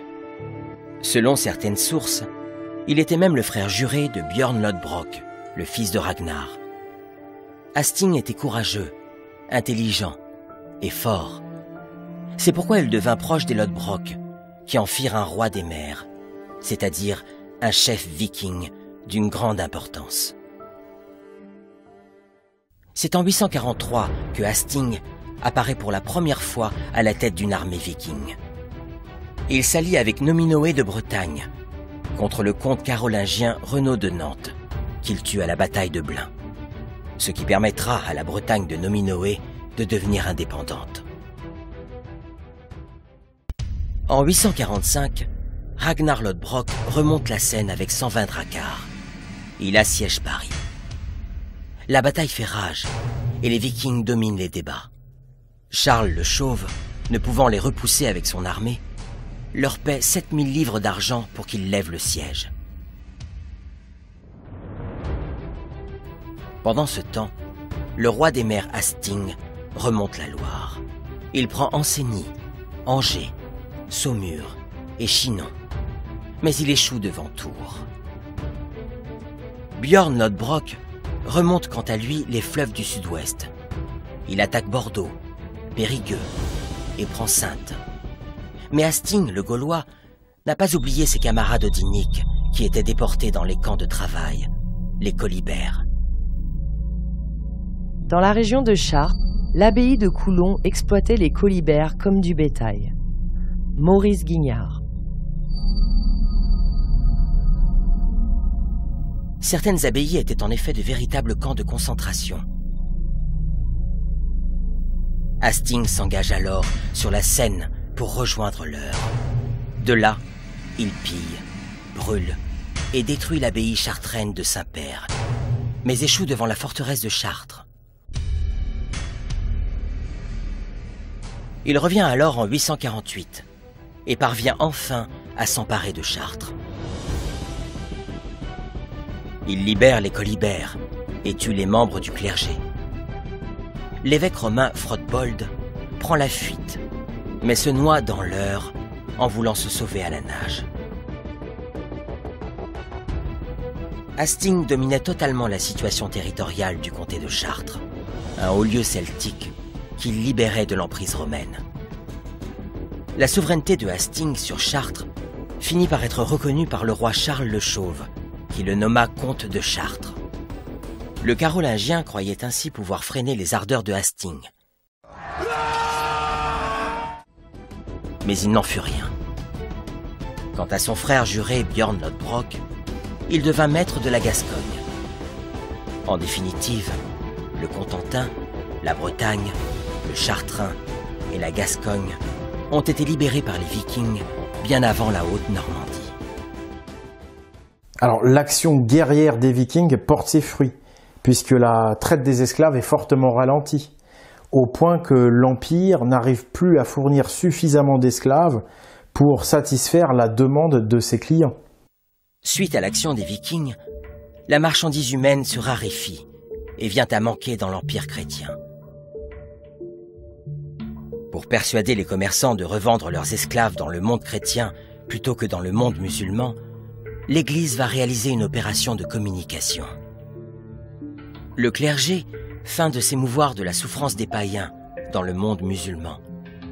Il exhorte alors les marchands à revendre les esclaves païens au clergé chrétien, afin que les malheureux puissent être sauvés en étant convertis à la religion chrétienne.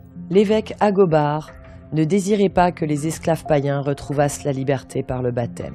Non, il ne voulait pas leur émancipation, mais uniquement qu'ils aient des maîtres chrétiens. L'esclave allait alors dépendre d'un maître chrétien, qui lui serait le grand bénéficiaire de la transaction en payant 12 sous des esclaves dont la valeur réelle était de 60 à 90 sous. En réalité, une fois baptisé, l'esclave ne retrouvait pas la liberté. Ce concile n'était qu'une exhortation et non une interdiction. Aucune sanction n'était en effet prévue contre les marchands qui continuaient à revendre des esclaves au monde musulman. Qui plus est, l'empereur Louis le Pieux avait préalablement établi une loi en faveur des marchands. Une loi qui prévalait sur les conciles. Louis le Pieux vint au secours des propriétaires d'esclaves.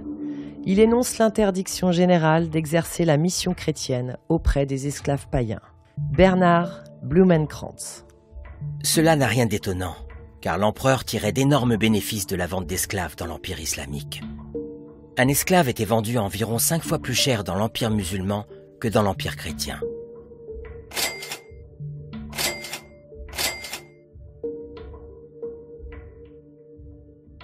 Le concile de Meaux de 845 n'a été en définitive qu'un coup de communication joué par l'Église. Bien qu'en pleine décroissance et fortement perturbée par les Vikings, la traite des païens perdurait entre le monde chrétien et le monde musulman, ce qui rendait Hastings fou de rage.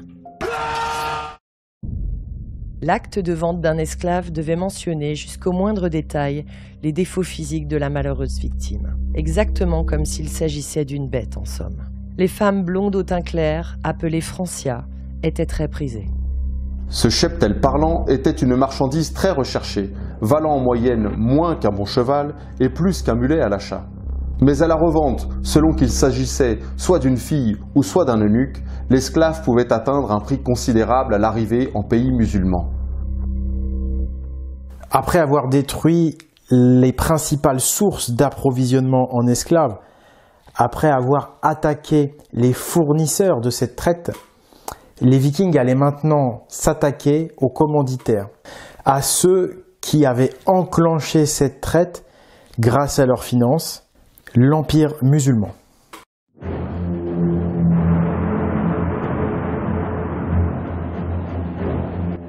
L'Empire musulman était le client final de la traite, celui qui possédait l'argent, nerf de la traite. C'est pourquoi les Vikings avaient déjà attaqué l'émirat de Cordoue en 844. Ils attaquèrent la Corogne, puis Séville. Mais ils se firent finalement repousser. En 858, alors que Björn finalise le long siège de Paris, Hastings partira à l'assaut de l'Espagne musulmane. Il est à la tête d'une flotte de 62 dracars, remplis de cerfs et de colibères, fraîchement libérés, prêts à en découdre. Les garçons castrés de Verdun, les femmes et les enfants déportés, hantent les esprits de Hastings et de ses hommes, qui n'ont qu'une idée en tête: venger ces innocents et stopper ce honteux commerce. Au printemps 858, les côtes atlantiques de la péninsule ibérique subissent des raids. Hastings attaque la Corogne, Porto, puis Lisbonne. Après la destruction de Cadix et Séville, les Vikings se dirigent alors sur Cordoue, capitale de l'émirat et grand centre de la traite, carrefour entre l'Europe et le marché arabe. Tels des ours en colère, les Vikings pénètrent dans Cordoue et ravagent la capitale, où ils brûlent la grande mosquée.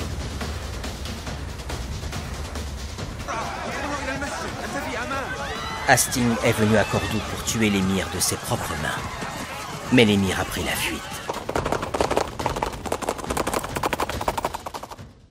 Entre-temps, à l'été 858, Björn est arrivé en renfort avec une flotte de 62 dracars, ce qui porte à 124 le nombre de navires. Ils attaquent ensemble Algésiras, où ils brûlent la grande mosquée. Puis tous les ports de la traite comme Malaga, Aguillas et Almeria sont ravagés. La flotte de Björn, côte de fer, met le cap en direction de l'Afrique, chez les Maures de Nécourt, au Maroc. Là-bas, il livre bataille à l'émir. Les Maures sont décimés le lendemain. Hastings et Björn ne font ensuite qu'une bouchée des îles Baléares, Palma de Majorque. Après tant de batailles, l'hiver arrive. Mais les Vikings ne quitteront pas la Méditerranée, car le travail n'est pas terminé. Ils vont hiverner en Camargue, en plein milieu de la principale artère de la traite entre les deux empires. En cet hiver de 858, c'est toute la vallée du Rhône qui tremble.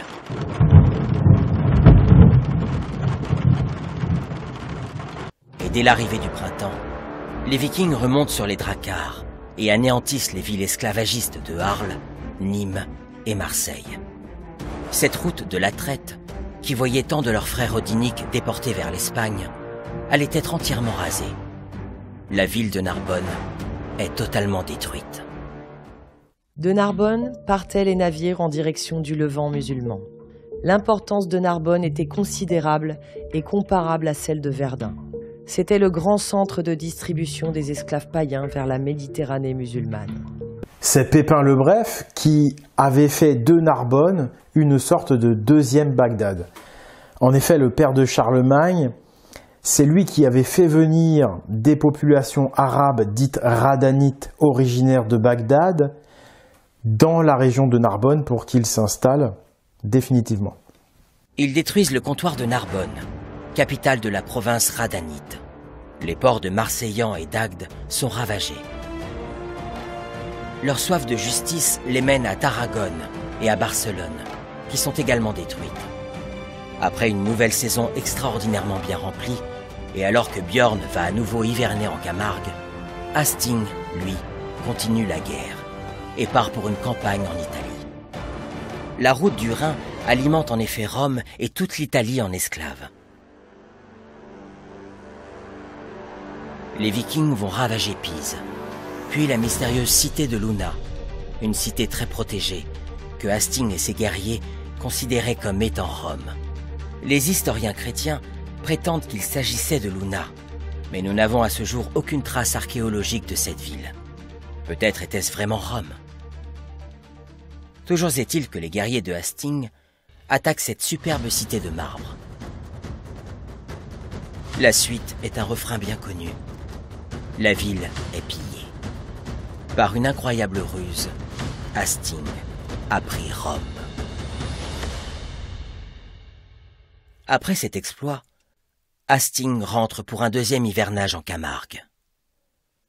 Au printemps 860, les justiciers vikings continuent à ravager la route de la traite. Ils remontent le Rhône jusqu'à Valence, puis l'Isère jusqu'à Romans. Hasting se lance alors dans une attaque contre un énorme port esclavagiste, celui de Constantinople, en plein cœur de Byzance, l'Empire romain d'Orient.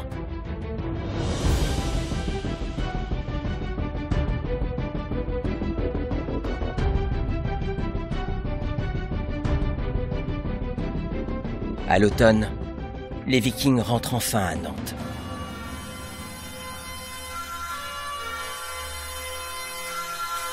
La croisade méditerranéenne anti-esclavagiste est terminée. La traite des esclaves a été anéantie. Les harems de l'émirat ont été saccagés. Hasting et les siens célèbrent la victoire. La mission sacrée des Vikings est un succès. Thor a frappé les géants avec le marteau de la justice.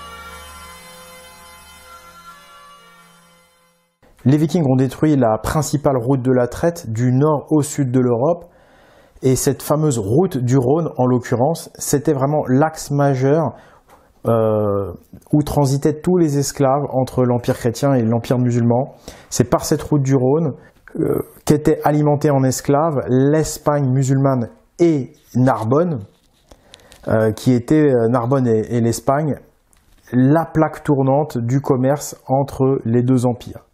Et donc, suite à cette action des Vikings, plus aucun esclave européen ne parviendra en Espagne, ce qui va provoquer le déclin de l'Espagne musulmane en tant que plateforme commerciale esclavagiste.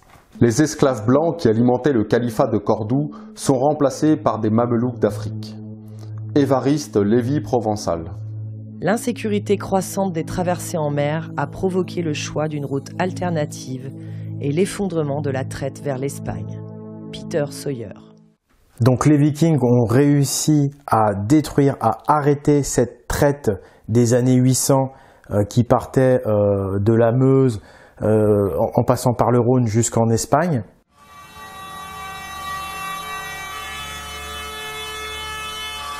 La traite des esclaves désormais annihilée, l'objectif prioritaire devenait la colonisation des terres dans l'Empire, afin d'abolir le servage et de rétablir les assemblées locales.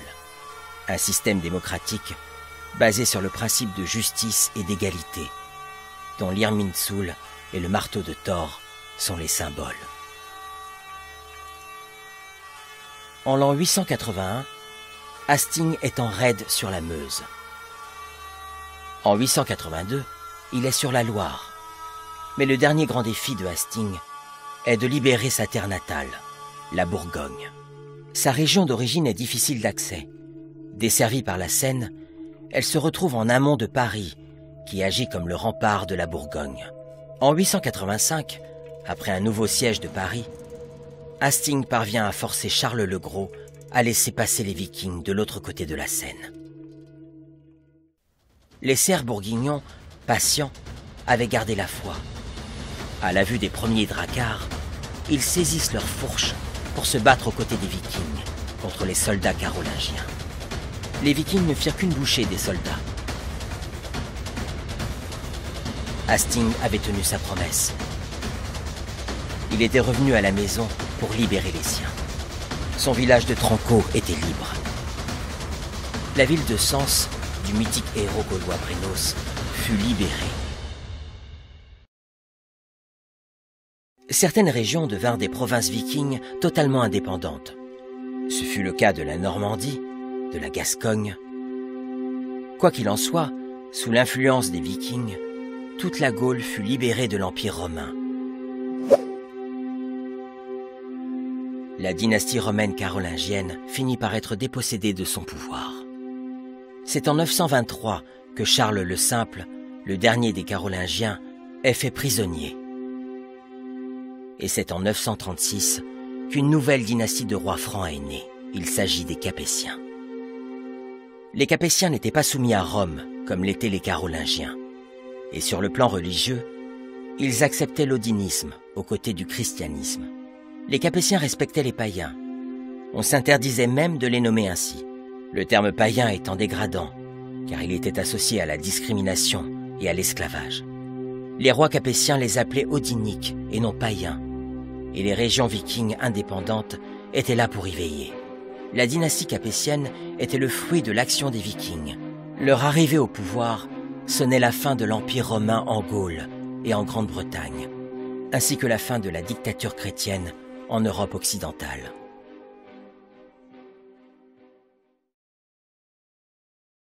Mais l'Empire romain alla trouver refuge en Germanie, avec une nouvelle dynastie de rois, les Ottoniens. Dans son récit, Raoul Glaber évoque cette transition depuis la chute de l'Empire romain carolingien à la création d'un nouvel empire romain ottonien. Concernant l'Empire romain, il y a eu des rois et des empereurs de leur lignée, carolingienne, tant en Italie qu'en Gaule, jusqu'à Charles le Simple. Après l'extinction de cette lignée royale, l'Empire romain passa au roi des Germains. Le premier fut Othon. En effet, après la chute des Carolingiens, les Romains se reconstituèrent un nouvel empire en Germanie, le Saint-Empire romain germanique. Othon est couronné sur le trône de Charlemagne, à Aix-la-Chapelle, en 936, avant d'être nommé empereur romain en 962. Les Romains vont continuer la traite des esclaves. L'empereur Henri Ier de Germanie, lors de sa victoire à Lenzen sur les Slaves en 929, fit tuer tous les guerriers vaincus et remit tous les autres, dont les femmes et les enfants, aux marchands d'esclaves qui accompagnaient son armée. Signalons que cet empereur est réputé très chrétien. Mais cette fois, c'est vers l'Italie que seront acheminés les esclaves. L'Italie du Nord remplacera progressivement l'Espagne en tant que plateforme d'échange principale avec les musulmans. Jusqu'au XIe siècle, Pavie fut la capitale du royaume d'Italie, où les souverains carolingiens puis germaniques venaient ceindre la couronne de fer. Elle fut aussi la grande foire où s'échangeaient les produits du monde de l'Orient contre ceux de l'Occident. Métaux, fourrures et esclaves des deux sexes, tels sont les produits que les marchands d'Outremont vendaient aux foires de Pavie et que les Vénitiens se chargeaient d'écouler sur les marchés de Byzance et surtout de la Méditerranée musulmane. Bien que les Vikings aient chassé les Romains de l'ouest de l'Occident, ces derniers s'étaient réinfiltrés à l'est et continuaient leurs petites affaires. Une monnaie de l'empereur romain germanique, Henri II, imite le dinar du calife. Malheureusement, vers les années 950, donc plusieurs décennies plus tard, une nouvelle traite va réapparaître. Rien de nouveau sous le soleil, c'est toujours l'Empire romain et chrétien qui va échanger des esclaves avec l'Empire musulman, mais cette fois-ci sur une nouvelle route, la route du Rhône et de l'Italie du Nord. En fait, c'est l'Italie du Nord qui va prendre la place de l'Espagne à peu près un siècle plus tard, un siècle après l'Espagne, en tant que plateforme principale d'échange. Malheureusement, les Vikings ne peuvent pas être partout et l'Empire romain s'est déplacé plus à l'est, en Germanie. Les Vikings n'ont pas pu anéantir l'esclavage dans l'Europe entière. Ils ont cependant créé des royaumes anti-esclavagistes. Des royaumes où l'égalité et la justice entre les hommes est la valeur centrale. Sans les Vikings, le monde entier aurait été livré à l'esclavagisme. Ces hommes sont à l'origine de cette idée de liberté et de démocratie que l'on ne retrouve qu'en Occident, sur les rivages de l'Atlantique. Alors il y a une corrélation entre les pays les plus démocratiques, historiquement en tout cas, les pays d'Europe de l'Ouest, et les pays qui ont été investis par les Vikings, les pays qui ont reçu une influence viking. Ça c'est intéressant, mais en fait il suffit de creuser un tout petit peu et de regarder dans la religion des Vikings, la tradition viking. En fait, la valeur centrale c'est l'égalité entre les hommes, l'égalité en droit. Elle est figurée par cet arbre autour duquel les Vikings faisaient des assemblées, arbre qui est souvent représenté sous forme d'un totem, l'Irminsul, dont l'image renvoie tout de suite une idée d'égalité et d'harmonie entre les hommes.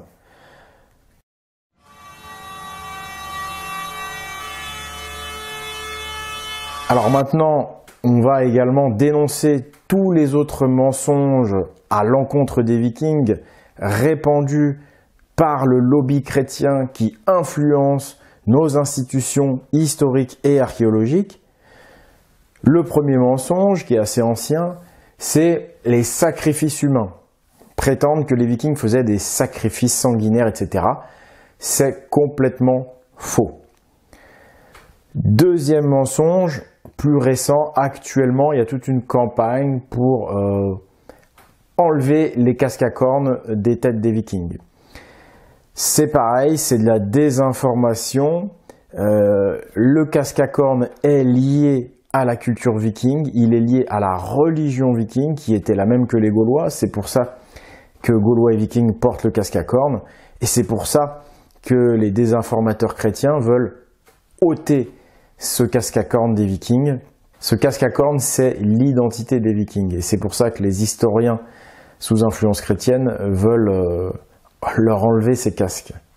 Alors maintenant, on va passer à l'inversion accusatoire entre monothéistes et vikings. Vous savez que, en termes de mensonges, plus un mensonge est gros, plus il fonctionne. Et l'inversion accusatoire, c'est un mensonge qui est énorme, puisqu'on inverse les rôles entre victimes et agresseurs.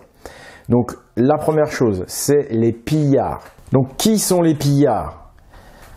D'après les historiens sous influence chrétienne, c'est les Vikings qui sont des pillards.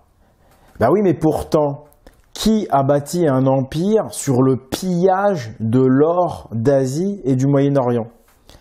Ce sont les musulmans qui ont pillé ces civilisations pacifiques et non armées, qui étaient les peuples païens d'Asie qui avaient construit des temples en or. Qui a pillé tout cet or? Ce ne sont pas les Vikings. Il y a un autre angle d'attaque. Les pillards, c'est nécessairement des gens qui adorent l'or et l'argent. Et pour comparer les mentalités des différentes religions, la mentalité viking face à la mentalité monothéiste, il suffit de comparer les paradis des différentes religions. Donc si on regarde le paradis islamique par exemple, on promet aux croyants de l'or, des bijoux, beaucoup de choses qui brillent, du bling bling, alors que du côté des Vikings, le Valhalla, leur paradis, on ne promet qu'un grand banquet en compagnie d'Odin. Un banquet au cours duquel on va boire de l'hydromel et de la bière. Mais il n'y a absolument aucune contrepartie financière ou en métal précieux dans le paradis des Vikings. Donc ça en dit long. Quant au paradis chrétien, celui d'après l'Apocalypse, la fameuse Jérusalem céleste qui a la forme d'un cube. Eh bien cette Jérusalem céleste, elle brille, elle est brillante. On sent cette notion de clinquant, de bling bling qui est présente encore une fois. Une notion qui n'est absolument pas présente dans le banquet d'Odin au Valhalla. Donc tout ça c'est très parlant, ça résume la mentalité que pouvaient avoir les Vikings par rapport à la mentalité des monothéistes. Et on voit bien qui avait une mentalité de pillard potentiel. Deuxième inversion accusatoire, qui étaient les esclavagistes? Eh bien, il y a une théorie récente qui est sortie qui dit que les Vikings étaient des esclavagistes.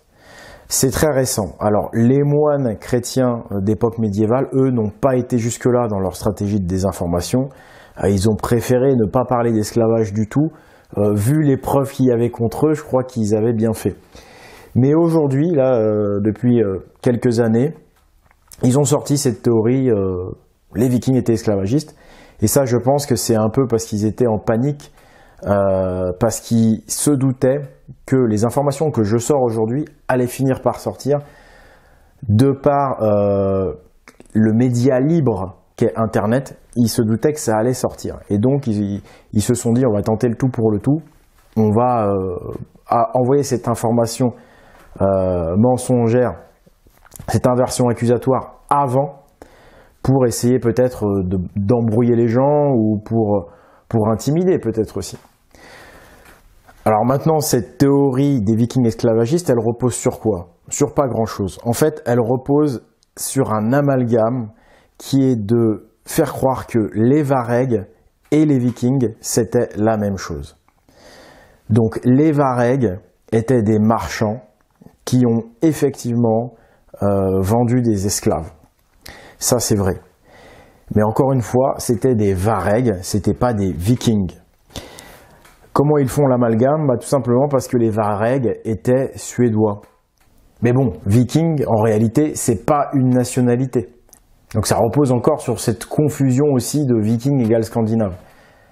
En fait, les Varegs sont, au même titre que les Radanites ou que les Khazars, des marchands d'esclaves qui vont faire la traite sur la partie orientale de l'Europe. À partir du moment en fait où le Saint-Empire romain germanique va s'installer, en fait, il y a l'effet de vase communicant où on a en fait tous les Vikings, tous les gens attachés à la liberté avec des grands principes qui sont en Europe de l'Ouest, et on a du coup les esclavagistes qui vont se réinfiltrer à l'Est. Et les Varegs, c'était des Suédois, donc c'est l'Est en fait de la Scandinavie, et ce ne sont pas des peuples vikings à cet endroit-là. La ville de Birka en Suède, c'était une ville Vareg, mais ça n'était pas une ville viking. Birka n'est pas une ville viking, c'est une ville de l'époque viking. Si je comprends bien, c'est à tort qu'on appelle les habitants de Birka des Vikings. Exactement. Suite à l'installation de l'Empire romain en Germanie, la Scandinavie va être de plus en plus sous influence chrétienne. Et de toute façon, la Suède n'a jamais été un point de départ pour les Vikings, puisque le point de départ pour les Vikings, ça a toujours été le Danemark et la Norvège. Donc la Suède était prédisposée, malheureusement pour elle, à recevoir une forte influence on va dire marchande et chrétienne. Les Varegs n'étaient pas des Odiniques, en tous les cas ils n'étaient pas des Vikings du tout.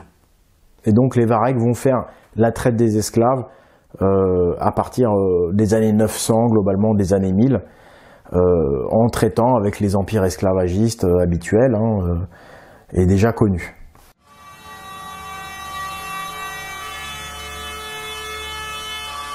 Ce qui nous amène à définir clairement ce qu'est un viking. Viking, c'est ni une nationalité, ni une ethnie. Viking, c'est un rôle, c'est une fonction religieuse. Les Vikings adoraient Thor. Thor, c'est le fils d'Odin. Et le dieu Thor définit par lui-même l'action des Vikings.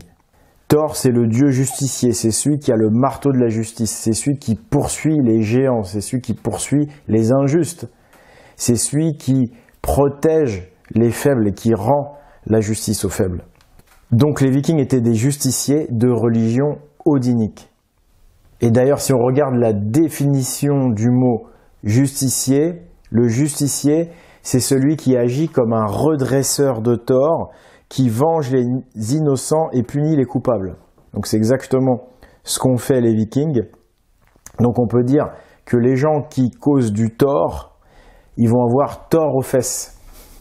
D'où l'expression « avoir tort ». C'est-à-dire en fait, quand tu as tort aux fesses aussi. Tu vois ce que je veux dire? Thor, le redresseur de tort. C'est, voilà, définition de justicier, c'est le redresseur de tort. Donc je pense que c'est parfait pour les Vikings.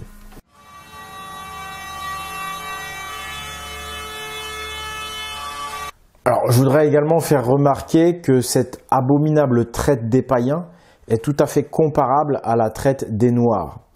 Seulement aujourd'hui, malheureusement, on continue de mépriser les païens. Parce que, en fait, tout esclavage commence par une discrimination.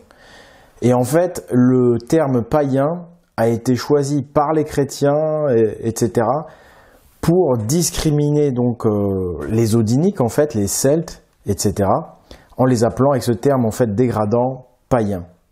Chez les Noirs, on a utilisé le terme nègre pour les discriminer, pour voilà, les rabaisser. Aujourd'hui, on n'emploie plus ce terme-là vis-à-vis des Noirs, et c'est parfaitement normal. C'est une question de respect. C'est un terme qui est lié à la traite. Et bien là, de la même manière, je pense que par respect pour les odiniques, pour les Celtes, on ne devrait plus employer le terme païen, qui est péjoratif et qui nous rappelle cette traite des esclaves absolument abominable. Nous sommes convaincus que le pire ennemi des peuples asservis est la méconnaissance et l'ignorance savamment entretenues par ceux à qui la domination profite. Il y a parmi les Occidentaux beaucoup de gens qui sont aussi opprimés. Mais ces gens, comme la plupart des anciens colonisés, n'ont pas toujours accès aux informations qui permettraient de se découvrir mutuellement et d'agir ensemble dans la recherche d'un rapprochement en tant que membres de la famille humaine. Elle ajoute « La paix est l'affaire de tous. Or, il n'y aura pas de paix sans justice, et la justice passe par le rétablissement de la vérité, laquelle ne saurait être la propriété d'aucun groupe. »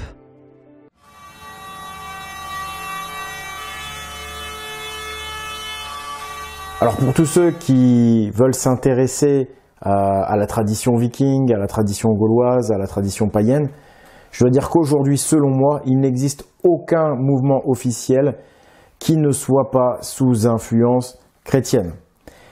Mais bon, c'est pas grave, en fait, il suffit d'avoir les bons livres hein, pour s'informer, pour se nourrir dans cette tradition, dans cette religion. Et ça me donne l'occasion de remercier notre sponsor, l'Esprit Viking, et cette boutique en ligne esprit-viking.com sur laquelle vous allez retrouver tout un tas de livres vraiment honnêtes, vraiment objectifs et pas sous influence chrétienne. Voilà, vous retrouvez donc tout ça sur esprit-viking.com, une maison d'édition spécialisée dans le domaine de l'histoire et de cette culture cachée, cette culture gallo-viking. J'en profite également pour remercier tous les contributeurs qui ont permis la réalisation de ce film. Je remercie Paolo Domingo, je remercie les studios Cornours, je remercie Karen, je remercie Viriat, Irina, et j'en oublie, je remercie les dessinateurs aussi, les dessinateurs qui ont fait des super dessins.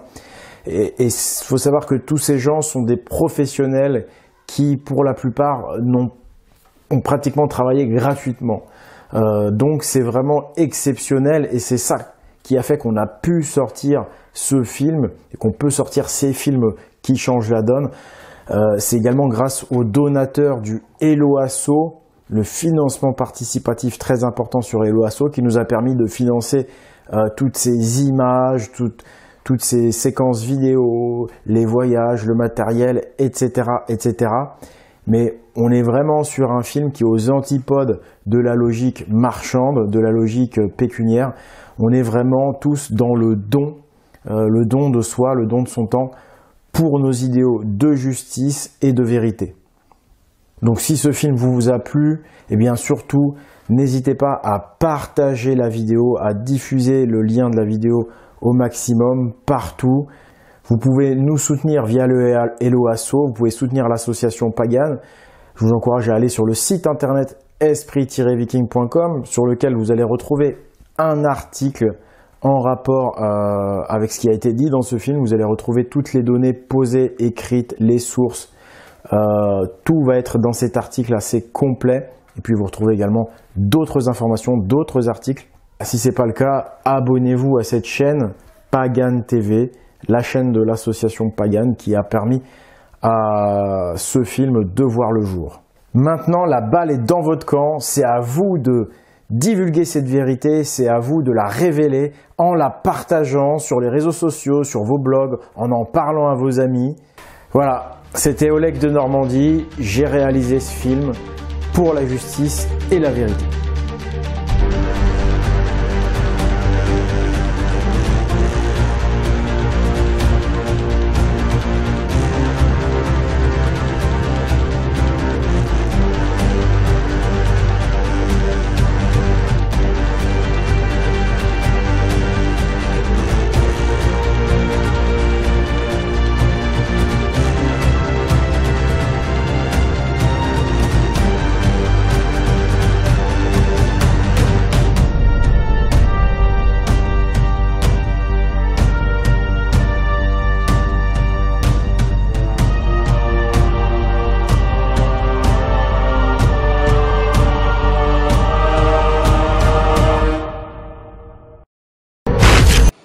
On